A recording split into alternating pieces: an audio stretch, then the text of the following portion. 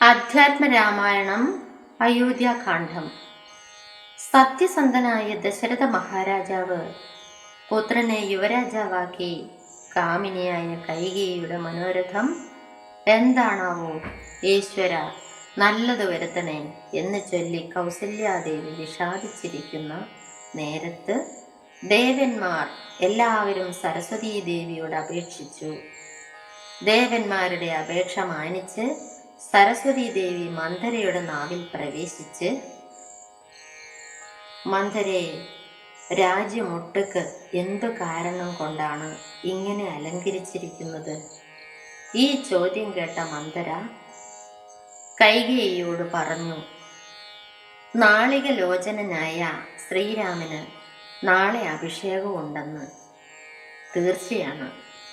മൂഢേ, നീ ഒന്നും അറിയാതെ ഉറങ്ങിക്കൊള്ളൂ. നിനക്ക് ഒരാപത്ത് വന്നിരിക്കുന്നു. നിനക്ക് ബന്ധുവായി ആരുമില്ല സുന്ദരി. നാളെ തന്നെ രാമാഭിഷേകമുണ്ട്. ശ്രീരാമാഭിഷേക വിഘ്നം.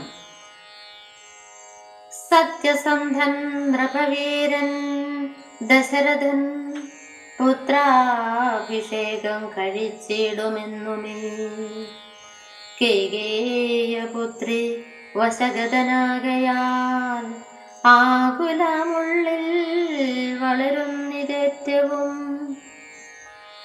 ദുർഗേ ഭഗവതി ദുഷ്കൃതനാശിനി, ദുർഗതി നീക്കി തുണച്ചിടുകമ്പികേ. കാമുകനല്ലോ നൃപതി ദശരഥൻ, കാമിനി കൈകേയി ചിത്തമെന്തീശ്വര.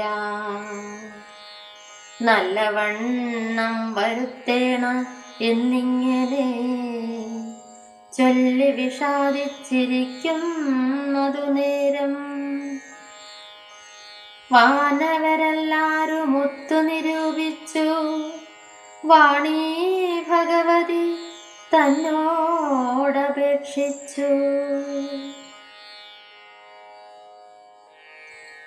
ലോകമാതാവേ സരസ്വതി ഭാരതി, വേഗാലയോധ്യക്കെഴുന്നള്ളുക വേണം. രാമാഭിഷേക വിഘ്നം വരുത്തിടുവാൻ നാമവരാരും മറ്റില്ല നിരൂപിച്ചാൽ. ചെന്നുടൻ മന്ധര തന്നുടെ നാവിന്മേൽ തന്നെ വസിച്ചവളെ കൊണ്ടു ചൊല്ലിച്ചു. പിന്നെ വിരവോട് കൈകേയിയെ കൊണ്ടു തന്നെ പറയിച്ചു കൊണ്ടു മുടക്കണം.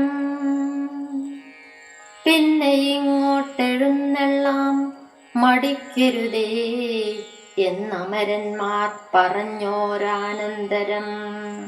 വദനാനന്തരേ വാണിയിടിനാൾ ചെന്നു ദേവകാര്യാർത്ഥമായി.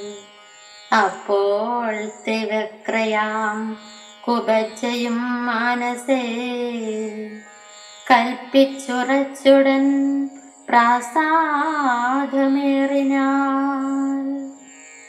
വേഗേന ചെന്നൊരു മന്ധരയെ കണ്ടു. കൈകേയി താനും അവളോട് ചൊല്ലിനാൾ, മന്ധരേ, ചൊല്ലു നീ രാജ്യമെല്ലാടവും എന്തോരു മൂലം അലങ്കരിച്ചിടുവാൻ. നാളീകലോചനനാകിയ രാമനു നാളെ അഭിഷേകമുണ്ടെന്നു നിർണയം. മൂഢേ മഹാഗർവിതേ, കിടന്നെപ്പോഴും നീ ഉറങ്ങിയിടൊന്നറിയാതെ ഏറിയൊരാപത്തു വന്നെടുത്തു. നിനക്കാരും ഒരു ബന്ധുവില്ലെന്ന് നിർണയം. രാമാഭിഷേകമടുത്ത നാളുണ്ടടോ. കാമിനി മാർഗുല മൗലി മാണിക്യമേ, യുദ്ധമവൾ ചൊന്നതു കേട്ടു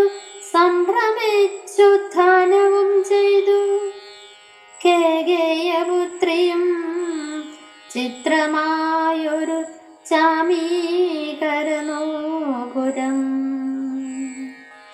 ചിത്തമോദേന നൽകിയിടിനാളാദരാ